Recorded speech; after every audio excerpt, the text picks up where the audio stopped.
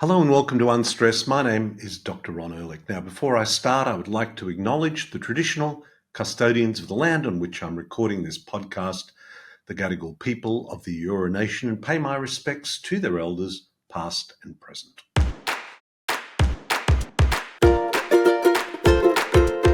Well, the recurring theme on this podcast, whether we're talking about health or regenerative agriculture or the environment, and that is control what you can control. And one of the things you can control is your health. And how you do that is helped if you can monitor how you're going and how your body's reacting to it.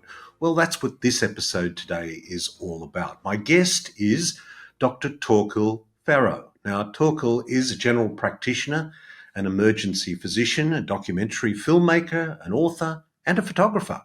In 1996, he was one of the first Norwegian medics to work for Doctors Without Borders when he worked in war-torn Angola. And over the next 25 years, as a freelance doctor, he's worked all over Norway and had tens of thousands of consultations and gained a unique picture of the diseases that plagued us. Now, he has learned something that many of our listeners will be very familiar with, and that is the cause of disease is most often found in the stresses our lifestyle places on our bodies. A theme, as I say, many of you regular listeners will be very familiar with, but Torkil's insight, which he's written about, is a real game changer for anybody interested in taking control of your health. And here's a spoiler alert: having the ability to read, to interpret, to understand your body's reactions to various stresses, good and bad, is truly empowering.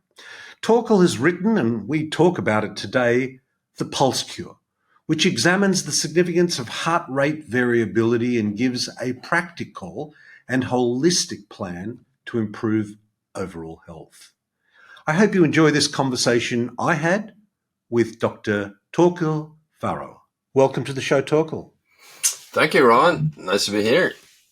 Torkil, a theme that we're going to be talking about a lot of really interesting things today, but a theme that I'm really interested in also is medical practitioners' own health. Mm-hmm. You know, I think we were just talking before we came on that we'd heard a rather disturbing statistic about medical practitioners' health and burnout in Australia. And it's something about a medical practitioner reaching a point in their own life where their health isn't so great. They somehow have an epiphany and their health improves. And I'm sure that has wonderful flow-on effects to their patients. I wondered if you might just share your story with us. Yes, my story would maybe be, by proxy, because the thing that made me change everything about my life, 10 years ago, was not my own health at that point. I have been in great health, doing pilgrimages, sailing around the world, but I hadn't cared about my own health very much. And then my father died at 73. And I understood that I had to take a closer look at my health, because if I was only going to reach it to 73, I would not reach to do everything that I wanted to do in my life, So I took a look at myself in the mirror, and I saw that I started to look like my patients. I was 20 kilos overweight, 40 pounds overweight. I did not exercise. I did not care about what I was eating. I did not care much about sleep, working as a doctor, often night shift, turning the day upside down, every several times a week. And I understood that, if I continued to live this way, I would contract the same lifestyle diseases as the ones that I make my living out of, and I understood that since I then studied medicine, 15 years before that, so much has happened. So much information, about inflammation, about sleep, everything that of course. I've seen your list of podcasts. So I know that you know everything about this, but me and probably still most other doctors do not know this. Anyway, I changed my lifestyle, started using 5 years ago, wearables, and heart rate variability to track my lifestyle changes. which has further improved it. So I have always been in good health, but I feel now at 55, I feel a better health now than at 40 or 35, So, uh, It, yeah, it's a so that's a bit statement. of my story. Yeah. Yeah, but it's an interesting statement you make, because here you were in good health, in inverted commas, 20 kilos overweight, Mm, certainly younger, but mm, you now would say at the age of 55 that you're mm, healthier than mm. you were at 40 when you Yeah. thought you were in good health. Yeah, absolutely. Yeah, absolutely. And particularly men, we don't care so much about our health. I think it's a man thing, as when you work as a doctor over the years, most men, they come because their wife told them to come. So and and you're talking about burnout situation. My luck as a doctor, I have been a freelance doctor from the start. So every day that I work, I have chosen to work. I often work very hard. I often work 24/7 in some community in Norway, maybe 2,000 people, for example, and I'm on a call 24/7, maybe for 2 weeks. I've even done 4 weeks 24/7. But I think the part that I'm in control, I have chosen the days myself, that has protected me from burnout. So that then I've been, working hard 2 weeks, and I've gone off on a pilgrimage, or I've gone off traveling or sailing or doing something fun, Hmm. I think the worst year of my life was when I was working a steady job every day for 1 year. That was hard, even if it was, from 8 o'clock until 4 o'clock, and an easy job. But to be locked in that situation, not having freedom to do whatever I wanted, that was much harder than working hard. So I think part of the reason why so many doctors get up in a burnout situation is that they're kind of locked in this situation, and can't get out, of it, and all the pressure, 60 hours work weeks, and so that may have protected me from getting into a burnout situation, I think. It's interesting because, and I don't think this is something unique to medical practitioners, but a lot of people put in a lot of hours, 40, 60 hours a week, and they wear their stress as almost a badge of honor. And I think there is a point of diminishing returns. I'm a dentist. My background was dentistry. Dentistry is very stressful, very bad for your health. All the statistics bear that out. But I learnt very early on in my career that there was a point of diminishing return, where there was a sweet spot between time spent, earning a decent income, enjoying the work, doing good quality work, and being in good health. There was a sweet spot there somewhere. Yeah. And absolutely, and the best performers, there's this big study from Anders Ericsson about the Berlin Philharmonics, the violinists, Hmm. to finding out who will do the solos and who will be in the orchestra. And the best people, they were better at deliberate rest. Also, they were better at deliberate practice, but also better at sleep and deliberate rest. And that has Yep. been seen also, across genres, creative people, business people, athletes, the ones that are better at rest and recovery, they Yes. are the best performers, because you need the downtime. And I'm currently writing a book on rest. And it's so important to perform better, you have to rest better. That is so important. That's also the creative time. So it's not just a downtime that is kind of wasted and you're just waiting to get going again. This is the time when you get the good ideas and get time to reflect and to change directions. And so, but of course, if you are overworked and there's no room for changing directions, or no room, if you found out that there's something better to do, that you're just locked in this situation, you can't do anything, then you also stop reflecting about this. So that I think that I've been living a free life, for 25 years, or like, also even in my study has been protecting me, and also making me then find this way that the other doctors have it, you know, writing the Pulse Cure about how to use wearables. The Pulse Cure is still the only book in the world about how to use wearables that like 70% of people have to track your health, which is Mm. just beyond my. How can that be? Well, You know? we want to talk about this because this book that you have written, The Pulse Cure, there's something in the title which gives it away. It's about heart rate. Mm. And most people would say, look, as long as my heart's beating, I'm still alive, I'm doing all right. But there's a lot more to it than that.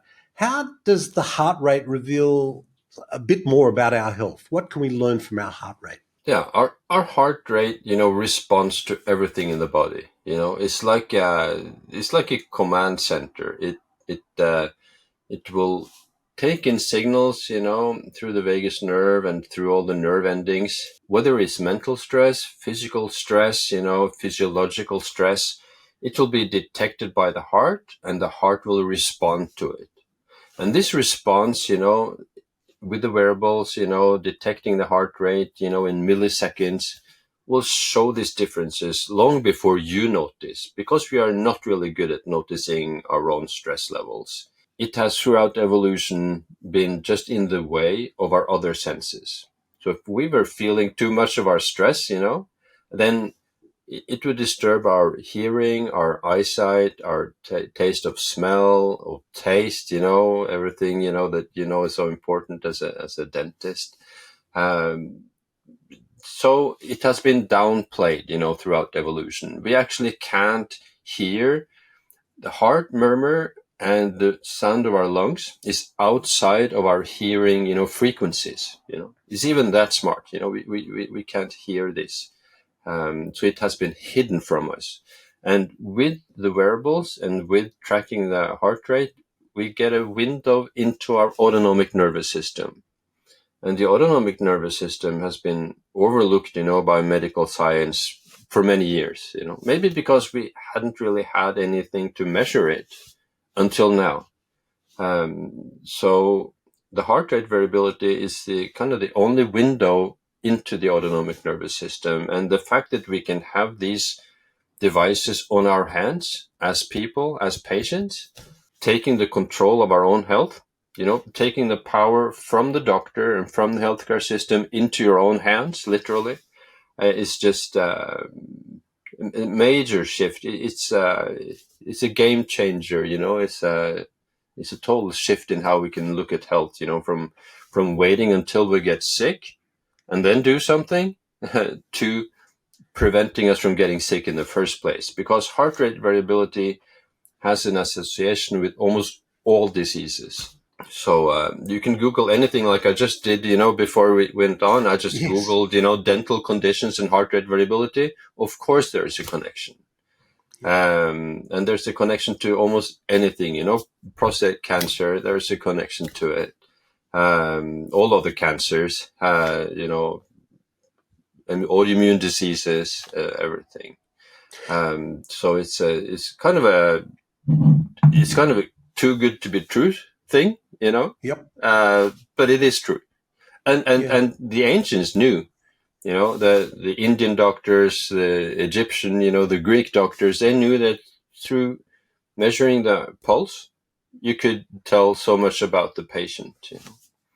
And of course, yeah, you can't have a doctor checking your pulse around the clock, but these devices are that way, you know. And Cristiano Ronaldo, the soccer player, he uses the Whoop band that I have on my right wrist, and he says it's like having a doctor on your wrist, you know. And it's really very true. Tell me, with heart rate variability, again, there's something in the name that gives it away. But I think when people say have a heart rate of 60 beats per minute, they just assume that that's one beat every second. Yeah. But it's not like that, is it? No, Let's it's go not back to like that. 101 heart Yeah. rate variability. What's good and Yeah. what's bad? Yeah.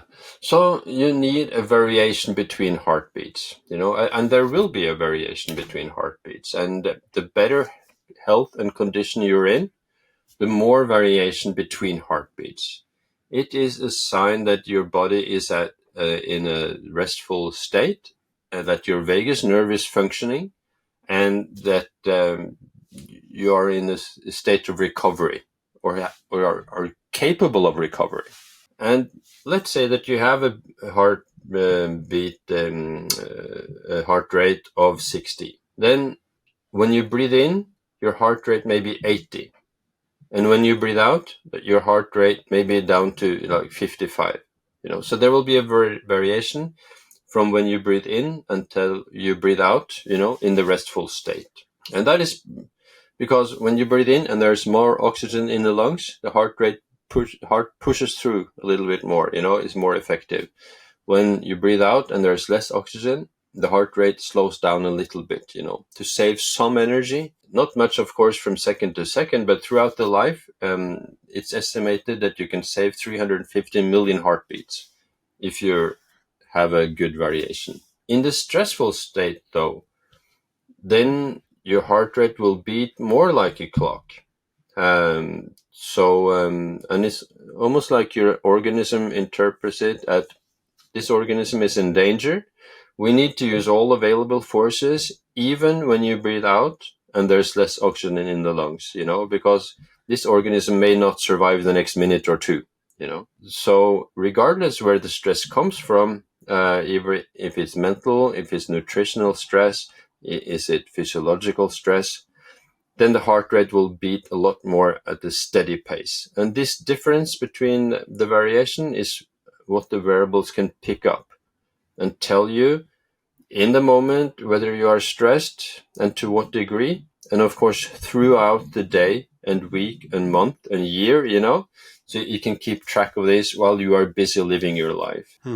Another thing you've mentioned, another name you've mentioned is the vagus nerve. And, we have many, many nerves in the body, but the vagus nerve is one people will hear a lot about. Just remind us, our listener, or tell our listener, why is the vagus nerve so important? Yeah, the vagus nerve is one of the cranial nerves. It's the most important one. It's number 10 of the cranial nerves. It's going out from our brain and into our body, innervating all the organs of our body, including the heart, kidneys, adrenal glands, intestines, all the organs. So it regulates the activity, and you need a strong and good functioning vagus nerve for all of these organs to work properly. If your vagus nerve is not working properly, and there may be many reasons for that, all your organs will underperform, giving you symptoms in the different organs. Our problem as the doctors have been that when we discover one problem in one organ, we start medicating that organ, that may have side effects to all the other organs, Instead of improving the vagus nerve, to make this organ better and all the other organs better, because of course as a doctor you see that once you get one disease in one organ, the other ones are just almost waiting to appear, So with a good vagus nerve, then all your organs are working better. Yeah. And of course, you can see the effect of this in heart rate variability. So heart rate variability is a direct measure of the state of your vagus nerve, among other things, but also the state of your vagus nerve. As I've said often on this program, Torkil, your description of treating one organ, a problem at a time, is a great economic model, driving huge profits for the pharmaceutical industry. Just doesn't happen to be a very good health model. But coming back to the vagus nerve, another term that people will hear about is improving vagal tone. Yeah. Talk to us a little about that, improving vagal tone. Yeah, so vagal tone kind of is heart rate variability. Mm-hmm. So when your vagal tone is working, when you are doing breathing exercises, when you are doing cold water immersions, when you are calming down with meditation or whatever, visualizing a calm place, when you when you get into the parasympathetic state, that is the kind of the vagal tone, so the parasympathetic state, the recovery state, the power of your vagus nerve, to make sure that your organs are recovering. That is what I would say is vagal tone. Yeah. Now, I know you've written and talked about, and you've already mentioned a few smartwatch or devices, and there are many. I mean, you mentioned the Whoop, WHOOP. I mean, people would be familiar with the Apple Watch, the Fitbit, the Garmin, the Oura Ring. I have the Oura Ring here as well. I've tried a lot of these devices. Tell us about what they can tell us. How can they guide our stress balance? Yeah, they can guide our stress balance through measuring the heart rate variability throughout the day, and measuring the sleep quality and so on. And they can detect things that you would not have understood. For example, yesterday I had some sausages, on the barbecue here, and just having a few tastes of it, I understood that, oh, this is quite spicy, and I know that I react strongly to chili. It's not a food intolerance, it's not an allergy, but I can see from our heart rate variability that it is almost like having a beer or drinking alcohol. So I just tasted it, and I looked at the description of the ingredients. It just didn't say anything about chili. It just said spice, Mm-hmm. But this morning, it's obvious that there was chili in this spice, because my heart rate variability was like 30, where it's usually 45. Okay, with a Garmin watch, I can go back and see exactly it was the hours after the meal that was the stressful time. With the Oura Ring, though, I can only see in the morning, that it was lower. I couldn't see exactly when the problem was, but the Garmin watch, there you can see exactly when the problem was and how much of a problem. So that is just to explain how different devices can tell you different things. They all measure heart rate variability, but it's the way that they present it to you in the apps that is the most important thing. And then it depends which one to choose. That depends how much attention do you want to pay to it. Do you want to have the numbers all the time available, or would that disturb you or be not what you want? It's too much for you. Or do you want to read out in the morning and some details, and that's enough, because this morning then I would know from the low heart rate variability that I'm not well recovered. I should not do the hard exercise today, or work overtime, or put on some new appointments. I should, push back a little bit and allow my body to recover better today because of the chili, something that I would never have understood, the waking up in the morning and feeling a bit more sluggish, that would have a connection to the meal that I had almost 12 hours earlier would not even be in my mind. Yeah. So I wouldn't even start looking for a reason. I would just wake up and feel so and so, and just okay. You wouldn't understand why. So these devices can help you to identify stressors that are off your radar, and most stressors are off your radar. Yes. No, well, I think that is a really great example. Something as innocuous as a sausage that you ate that was spicy, to be able to assess your body's response to it. This raises a very interesting issue that I actually hadn't really thought of, and that was the availability of the data there and then in response to the stressor, because the Aura Ring, as you mentioned, gives you an HRV score in the morning, but that's it. Yeah. Whereas, give us some ideas of devices that you find most useful. You've mentioned the Whoop and the Garmin, but give us some advice about how one should choose, because it's an overwhelming choice, isn't it? Yeah. I think by far Garmin is the best choice. It's also the cheapest choice, or they have a range of models from like I don't know the Australian dollar, but the US dollar, it would be probably from $150, which should be, available to most people, and probably up to 10 times that amount, for the very best ones. But the cheapest ones, they do like 80% of what you can get out of the best ones. So you're already at a good place.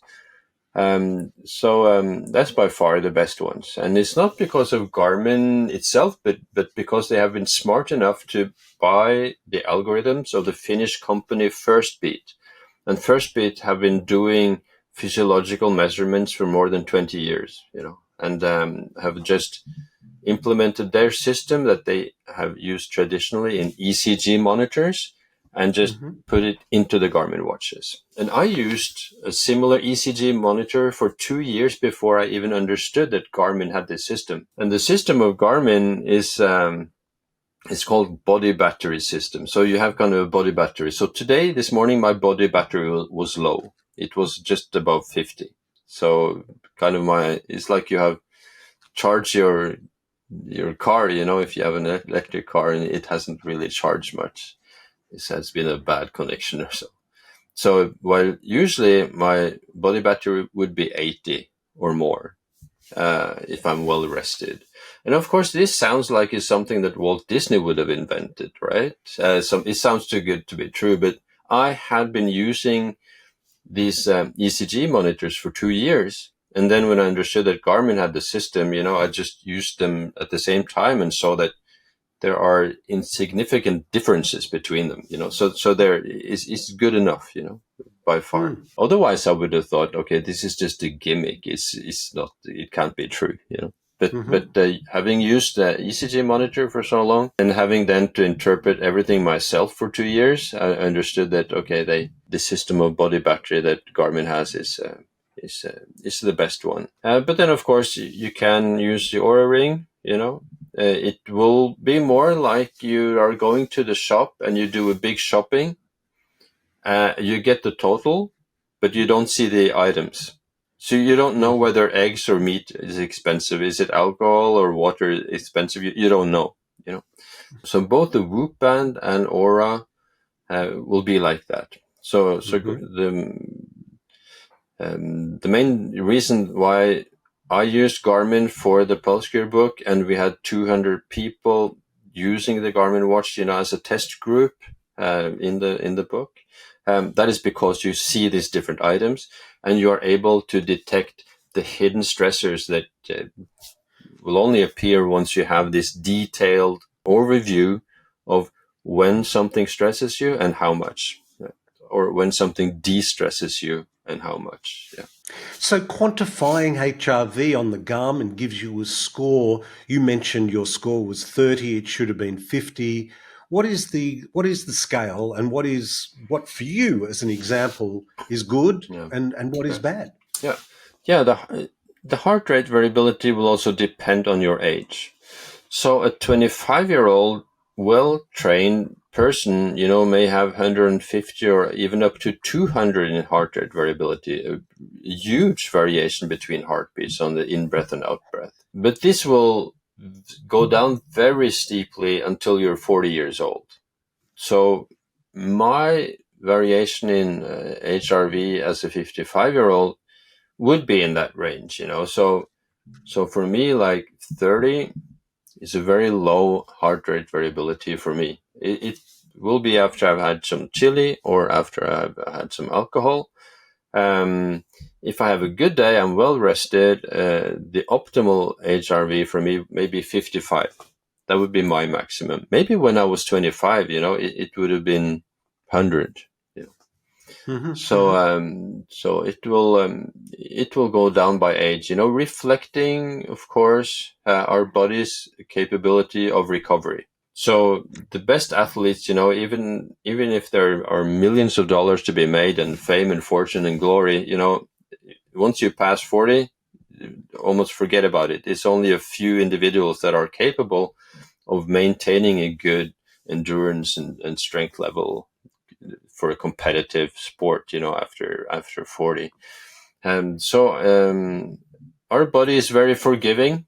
until you are 40. After that, you have to make sure you recover yourself. You have to do the work. Until then, your body is so good, you can recover from like anything. Well, And the heart rate variability reflects that. this was your own experience. If we go back to the beginning of our conversation, how you described yourself as at the age of 40 as being in good health, because you could get away with it.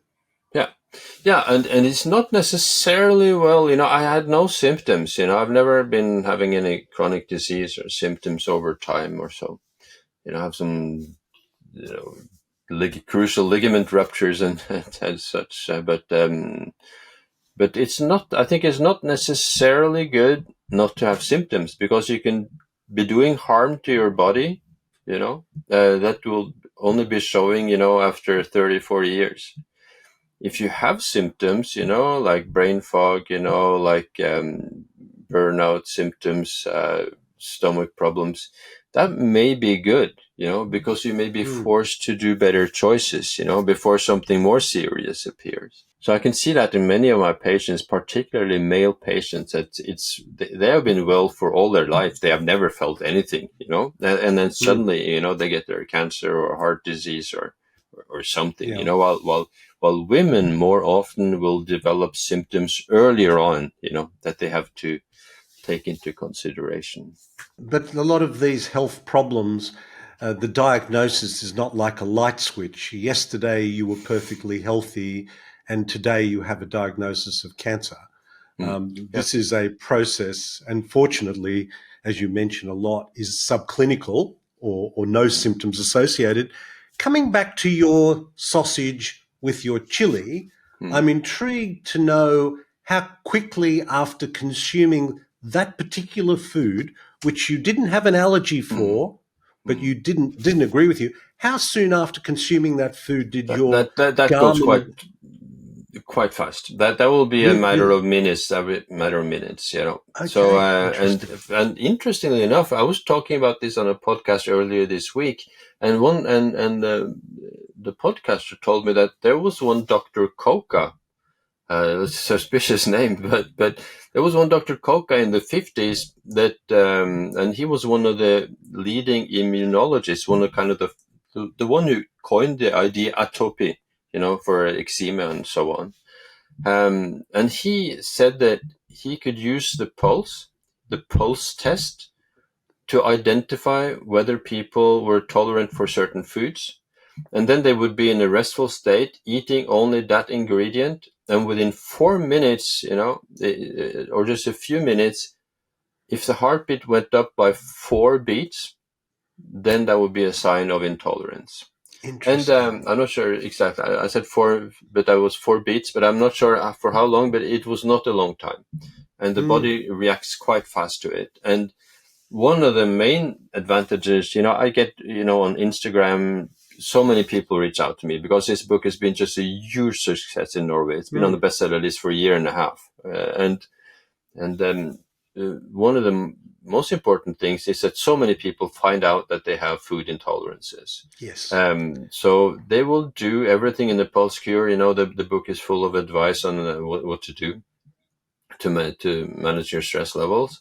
And when they have done everything and it's still a lot of stress, then I advise them to go and check out, for food intolerances. And it's almost everybody will find some, and they may have 4 or 5 different ones, something that you would never be able to detect, with detective work, and so you need to go and check it out at a proper lab, that are capable of it. But that has been so important. And many people say that once they start changing their diet, symptoms that they had for like 30 years falls away. Fibromyalgia, joint pains, stomach pains, brain fog, migraines, it just disappears. Because the problem has been then all the time that you have been eating food that you can't really tolerate. And this is, I can see, I mean, nutrition has been a very interesting part of my journey, and I can see this is a real game changer, because establishing food intolerances is often so subtle and difficult, and most doctors will just dismiss, look, if you've eaten something and you've broken out in a rash, sure, you're allergic to it. But otherwise, no problem. And that's simply not true. No, yeah. Yeah, and it's visible in the heartbeat immediately. Fantastic. And of course, because the intestines the whole gastrointestinal tract is such a vulnerable thing, It's like meters. I don't know how many meters, but it's probably like 8 or 10 meters of one cell difference between the contents of your intestines and stomach into your bloodstream. 70% of the immune system is organized around your intestines, because that's where the war is, and of course, when you start eating things that you're not supposed to eat, I'm not then talking about food intolerances, but ultra processed food, containing emulsifiers and taste enhancers and what have you, things that we are not really supposed to eat. You're kind of making a wound, inside your intestines, producing leaky gut, and producing a state of inflammation that affects all your body. I remember asking a gastroenterologist how he would respond to, this is Dr. Pran Yoganathan, how he would respond to the gut as the second brain, and he said he disagreed. He thought the gut was the first brain. So I thought, I thought that was very good. Listen, I know you talk about several strategies, in fact, 8 strategies that give us an extra 24 years of life. Now, that's a catchy phrase. That certainly caught my attention. I wondered if we might deal with a couple of those. 8 strategies for giving us 24 years. These 8 strategies are from a big American study on veterans from the military.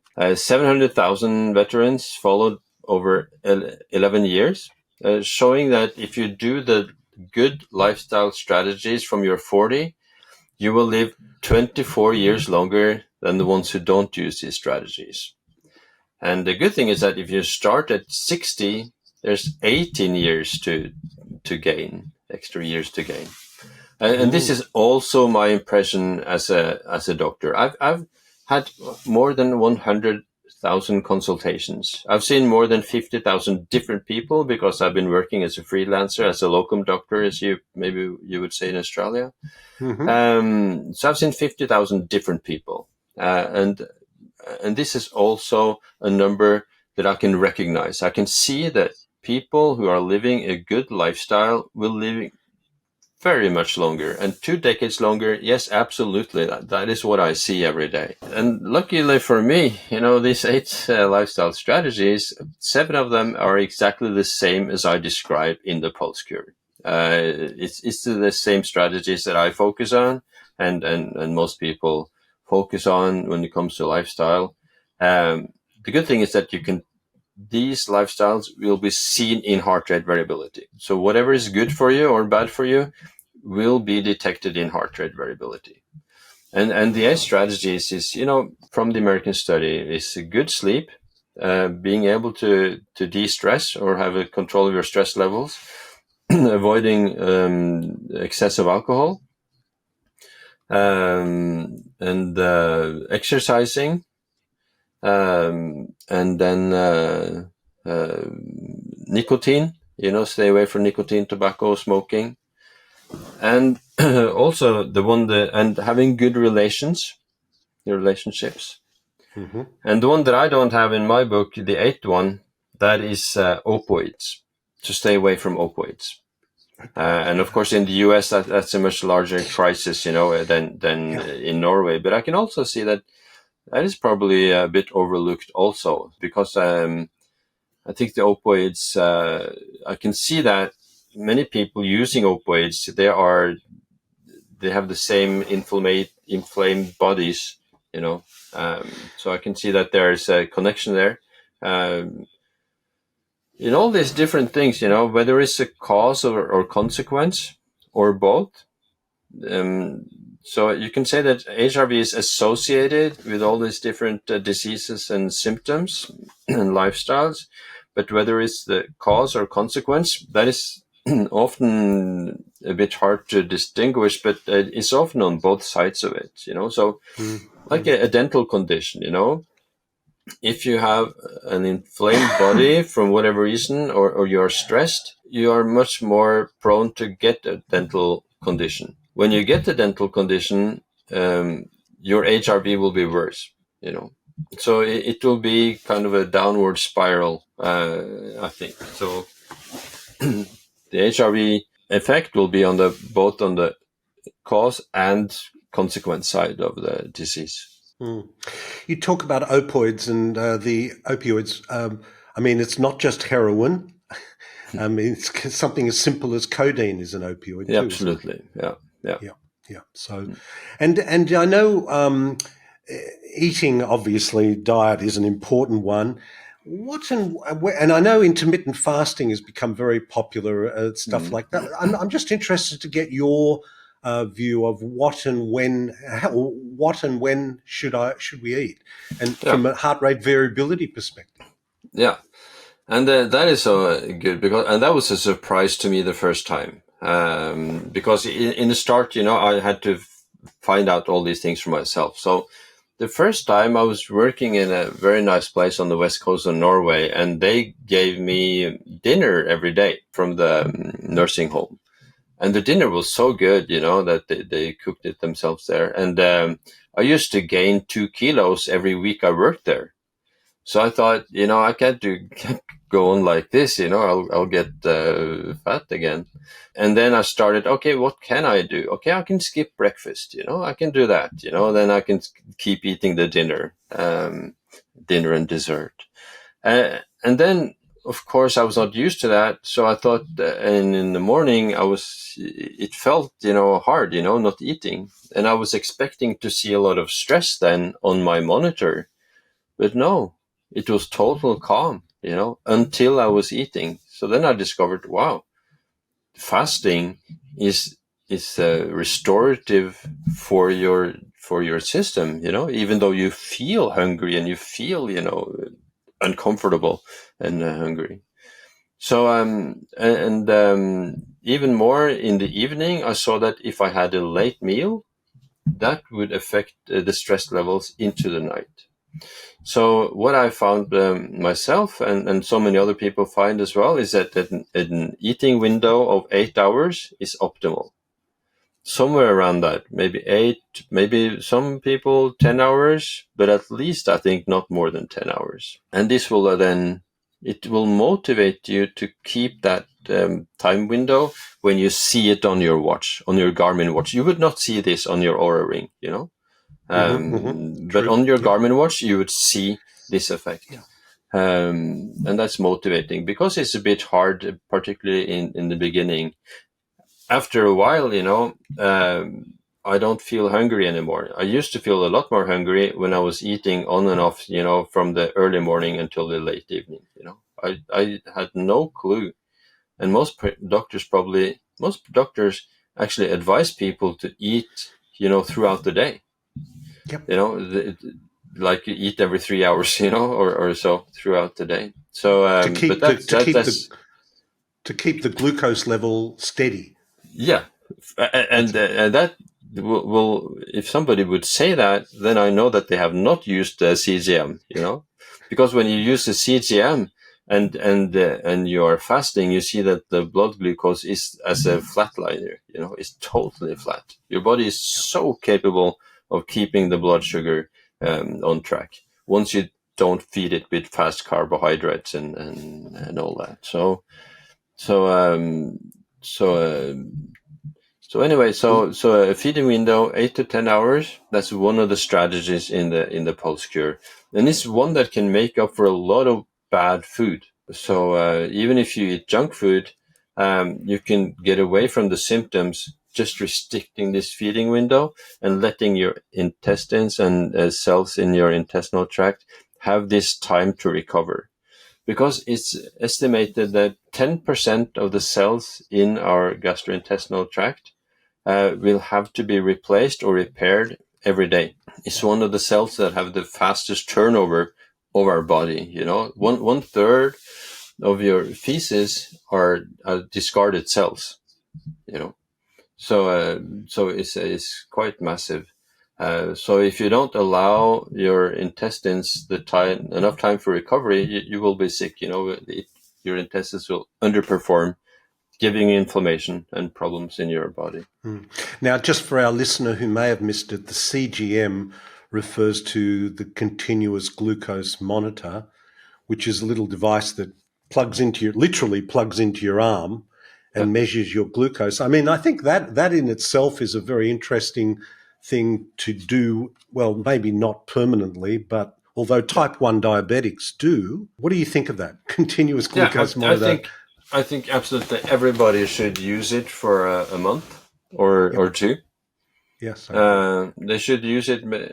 Typically, one CGM will last for 14 days. You put it into the back of your arm.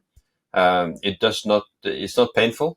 Uh, so maybe for 2 weeks, don't change anything. Just eat just as you would normally. And then most people would identify that there will be certain foods, that will give you big spikes in your blood sugar. The problem is the problem for your cells, that's a spike, but the problem that you will feel is that when the spike goes down, because your body will overshoot with insulin and you will get a low blood sugar, but you will only get a low blood sugar because it was high earlier. So you will feel bad, when you get the low blood sugar.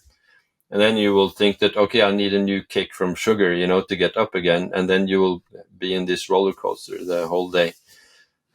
So then 2 weeks of just eating and drinking normally, and then maybe 2 weeks, or maybe you even need a month to try to level out the blood sugar and find strategies for doing that. The glucose goddess on Instagram, she has written The Glucose Revolution. That's a really good book on how to balance your blood sugar.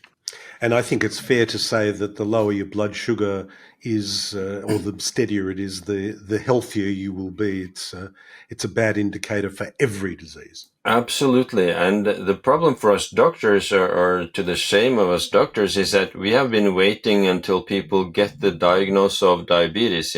We are waiting till the HbA1c is like 6.2 or so before we start treating it. But there will be problems in your health already from I don't know if you have the same scale in Australia, but from 5.3.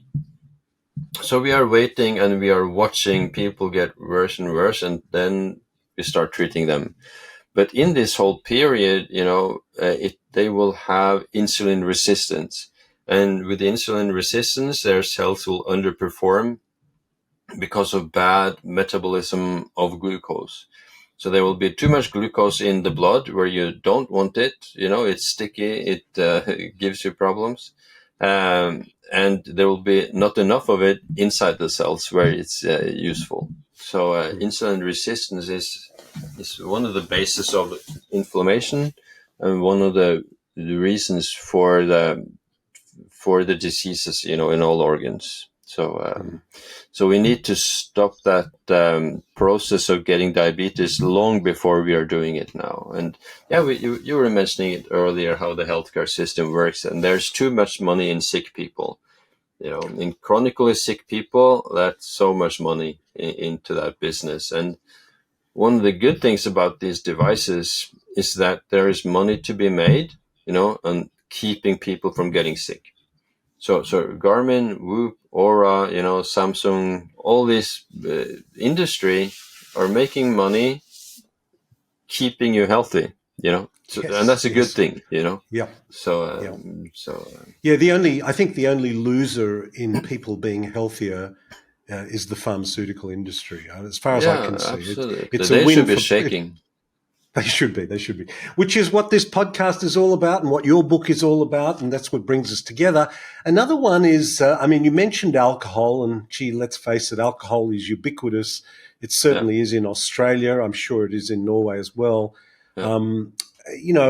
Is a little bit. How when you coming back to your sausage and your spice, when Torkil has a glass of beer, just a glass of beer, how does your HRV respond to that? Or can you get away with one or two? Or what No, does I your can't get away HRV tell with. you? Yeah, I can't get away with anything. Yeah. So Yeah. even this kind of light beers, with 2.5% alcohol, it will also show. And according to Whoop, that gather information from the users, that is that is a downside, from Garmin and Aura. They don't do that, or Aura do it to some extent, but Whoop really uses it and really uses it in research also. So Whoop can tell you that alcohol is by far the worst stressor from your system. And I did not know that. That's I've done everything wrong from the strategies in the pulse cure. So I used to drink a couple of glasses of wine every day. That was even endorsed, by doctors. That was a good thing. 2 glasses of wine for men and 1 for women. And I said thanks a lot. And I even thought that it would de-stress me, because after a hard day at work, with the children, family life, and so on, felt really good to relax with a couple of glasses of wine in the end of the day. And what I didn't notice then was how bad I felt in the morning. I would just think, it's the busyness that is the problem, but the problem was, or I now know, was the alcohol. Because that's the worst thing, and it really destroys your sleep. So you can see the calming effect of alcohol. I can see that also on the Garmin watch, that a couple of hours after I've been having a couple of drinks, it will calm me down. I will get into the parasympathetic mode. But then I go to sleep, and during the night, it can be as stressful as if I'm having a lecture for 200 people. It can be the same effect on my heart rate variability. Actually. So when I then wake up and feel sluggish, it's not the feeling, it's just the result of your body having worked, full time, trying to detoxify the alcohol throughout the night. So, and that has been one of the big game changers in Norway too, that when you see the effect, it's so much more motivating to make the good choice. Both in the aspect of that you are choosing whether or not to drink alcohol, but you can also see that if you then choose to drink alcohol, maybe it's a wedding, maybe it's a birthday, maybe it's an occasion that you think that, okay, I will have these glasses of wine. It's worth it. Then the day after, okay, you should relax more the day after, or it can take 5 days. According to Whoop, you will not be fully recovered from a bout of drinking until 5 days afterwards. So, Wow. And when we say a bout of drinking, how little does one have to drink to need 5 days to recover? Then I think you would probably be up to 3 or 4 drinks. You mentioned that the Whoop identifies or can give you the feedback on the alcohol, but the Garmin can too? I mean... Yeah, the Garmin Whoop, on the Whoop band, every morning you get a survey of what you have been doing the day before. Yeah. So you will check off if you have been drinking, if you have been exercising, if you have been doing cold water therapy, and so on. And so Whoop will know what you have been doing, and they are using that information for research and so on. Okay. Garmin has no clue of what you have been doing. Right. You're not giving them any information on what you are doing. Now, you mentioned cold water therapy, and I think this is a really interesting thing that, hey, it doesn't get much easier than turning on a cold tap on your shower. Tell us a little bit about the impact of cold water therapy on HRV. Yeah, so if you have been then eating chili or having had alcohol, I think that the smartest thing you can do is having a cold shower or go into the cold water. Yeah, because that will get your inflammation down. There will be inflammation in your body. There will be circulating cytokines, as a sign of inflammation after drinking, for example. And then if you go into the cold, take an extra long cold shower or go into it doesn't really need to be very cold water. So 20 degrees, would be enough. You just need to stay longer in those 20 degrees water. That is Celsius. You use Celsius, don't you, in Australia? Yes, we're Celsius. Yeah. Fahrenheit, that would probably be 62, 63 degrees Fahrenheit, I think. You just need to stay longer time. And that will de-stress you. So that was also a surprise to me, that the effect of cold water. So absolutely, the two main strategies to de-stress your system, so to kind of put on the brakes of your parasympathetic system, that is breathing slowly and cold. That is the two main strategies. And of those, maybe the most effective ones is the cold. So we don't really know why. The people speculate, or the experts, that it may be, the ancient sign that you are, because it used to be cold in the night. Even in Africa now, where we come from, originally, it was cold in the night. It may be a really ancient sign that you are in the restful state. It is in the cold situation that your body recovers. Of course, the heart rate also goes down because of the cold to not lose the heat. So the typical is that on the opposite side, one of the worst stressors is heat. So when you are too hot, and probably in Australia, there's a lot of times where it will be too hot, then your body is really struggling. We cannot tolerate much heat. Our body, we will get into a heat stroke. We can even die, like Michael Mosley did from the heat. And we cannot tolerate maybe more than 41 degrees. Our normal body temperature is 37, and then like from 40.5 degrees, if you are not in the fever state, it can be really dangerous. But On the what do you think downside, of? it's not. Yep, We sorry, have more to go. On the downside, we have more to go. So it cannot.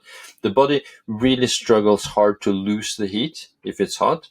It's increasing the heart rate. It's dilating the peripheral blood vessels, trying to sweat, to lose heat very desperately. And this is very stressful. So in my findings, I find that if the outside temperature is up to 28 degrees, it's okay.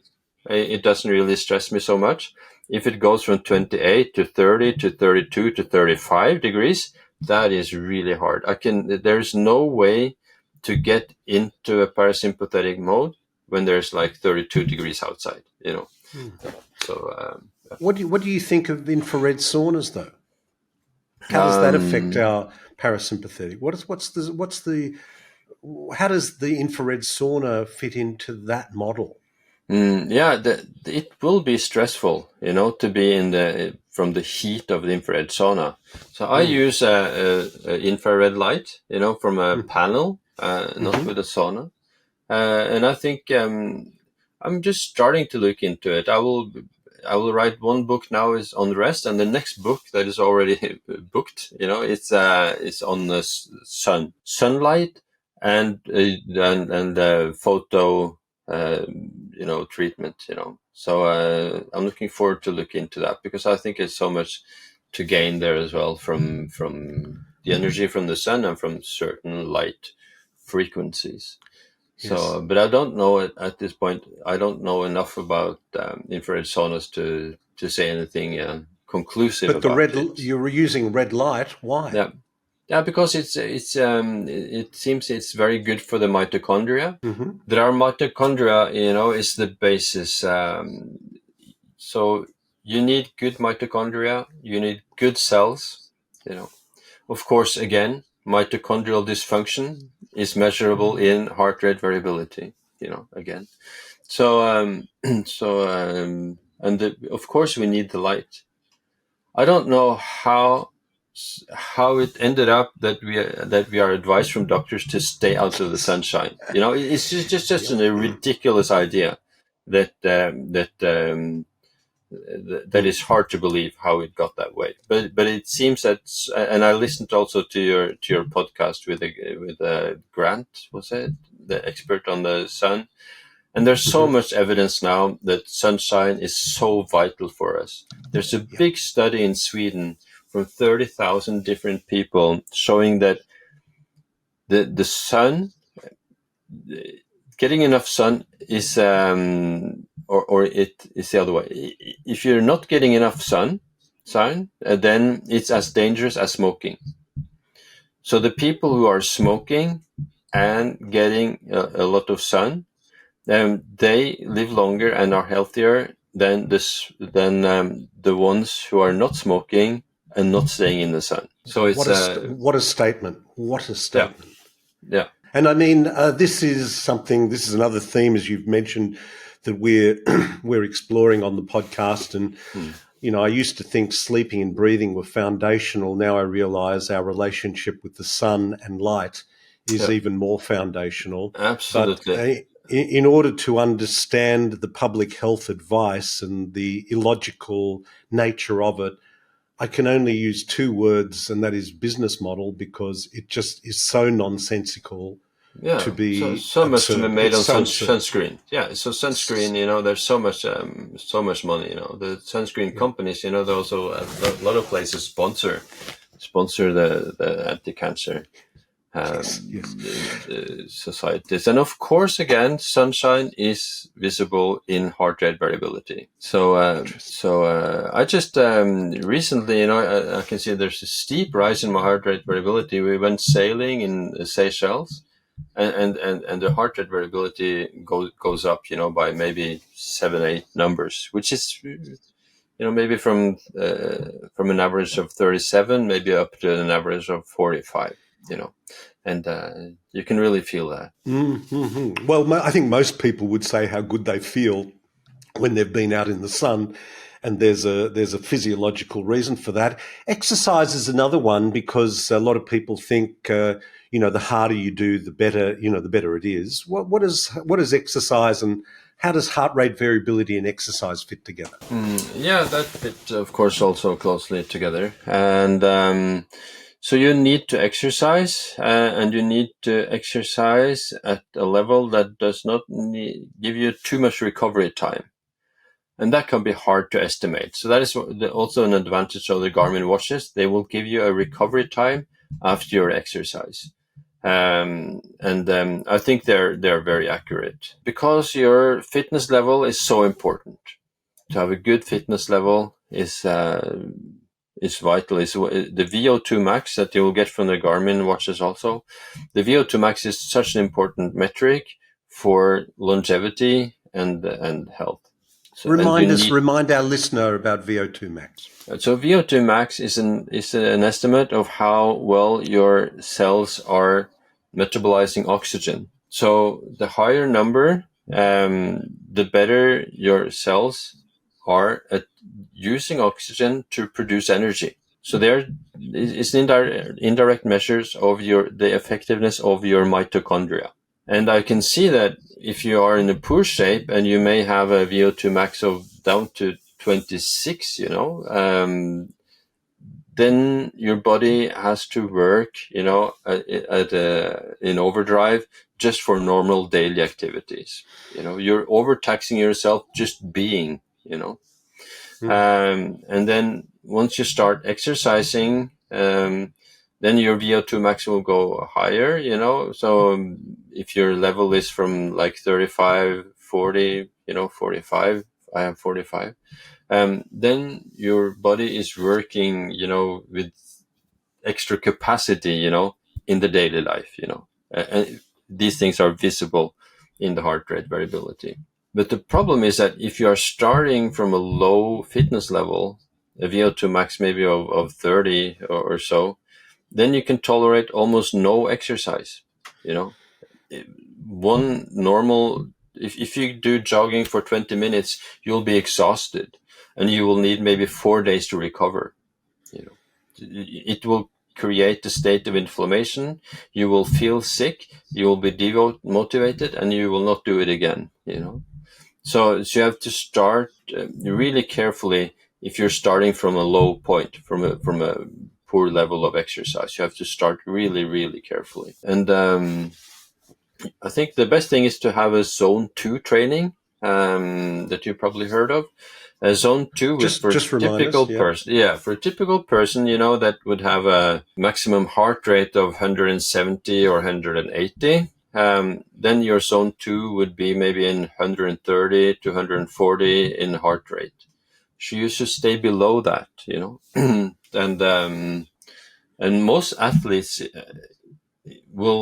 most of the athletes in the Olympics right now are training. 80% of their training is in zone 2.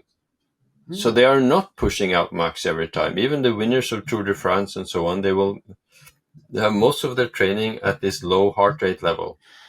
It will keep them below the threshold of lactate, because we can see that once you get over the threshold of lactate, then your recovery time, really goes up, So that is why they try to stay below this lactate level, producing intensity, to be able to train more without the need for so much recovery time.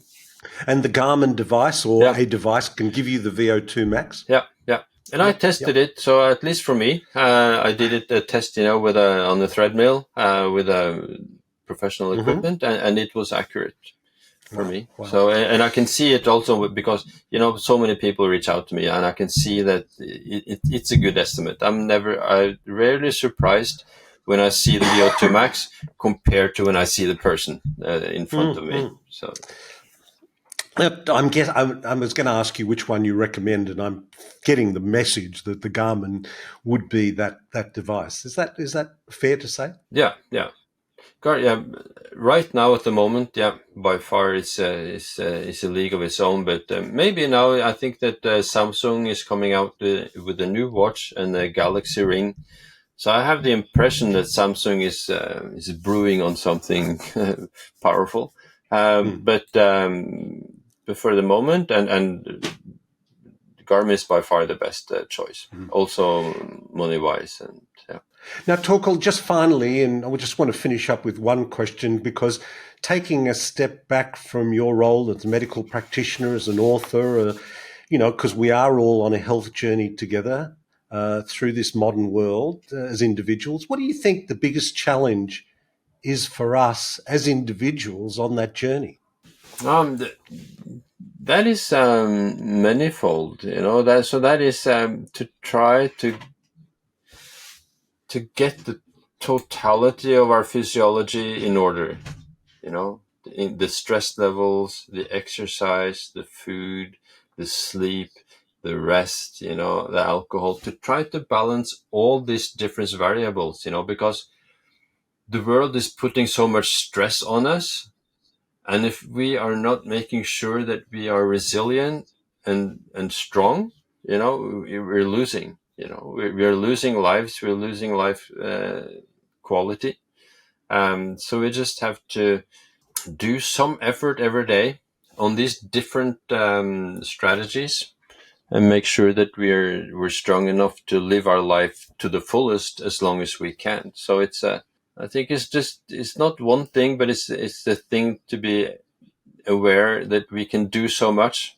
We can take charge of our own health. We don't have to wait until we get sick and leave a responsibility to the doctor, which has been the strategy, of course, for my study and for my career until now. The rarest question I get in the doctor's office is, what can I do? It's all, what can you do for me? But that is not a good strategy. You have to take the responsibility yourself to stay healthy. That may be the conclusion. You're responsible for your health. Well, that is a great note for us to finish on. And thank you so much for joining us today. I've been so looking forward to talking to you. I'm going to be looking forward to getting stuck into your book, The Pulse Cure. We'll have links to it and your website.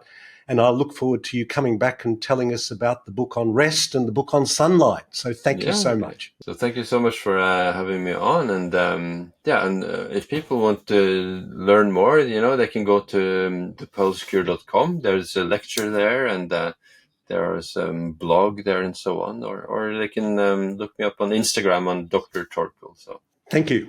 Well, heart rate variability, as we outlined, is the ability of your heart to, as the name gives it away, your ability of your heart rate to vary by milliseconds, showing that you are constantly responding to the stresses of life. But what is such a game changer here, and why I love this conversation and Torkil's message, is that with devices, and he's recommending the Garmin device, which gives you real-time HRV readings. And in the Garmin particular watch, it's expressed as stress levels. So on a scale of 0 to 100. So when your stress level is 0 to 25, you are really relaxed. In fact, you're probably asleep.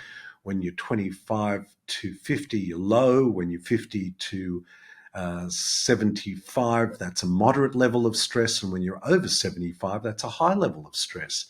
And recording that in real time allows you to really see how you respond, how your body's responding. And what it really is a measure of heart rate variability and how your body is coping with stresses. And a good example is alcohol, which Torkil describes in his book as liquid stress. Well, when on one day your stress level is in the 20s or low 30s, and then after 2 or 3 glasses of wine the next day your stress level is at 55 to 65 or more, that kind of gives you a motivation to realize how what you're doing impacts on you. I think it's really empowering. I'd recommend you read the book. It's a very easy book. It's a very important book. And you don't have to spend big bucks to really take advantage of this. And, when it comes to devices, I've had every one. I've tried the Oura Ring, the Whoop Band, the Fitbit.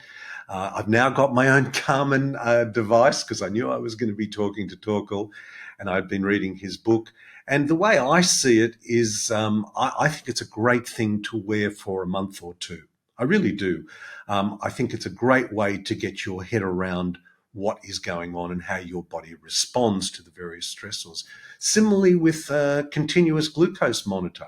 I think it's a great thing to do for 6 weeks or so. We spoke to Drew Harrisberg, who a few months ago, who is a type 1 diabetic. He's a fitness a sports physiologist and exercise physiologist.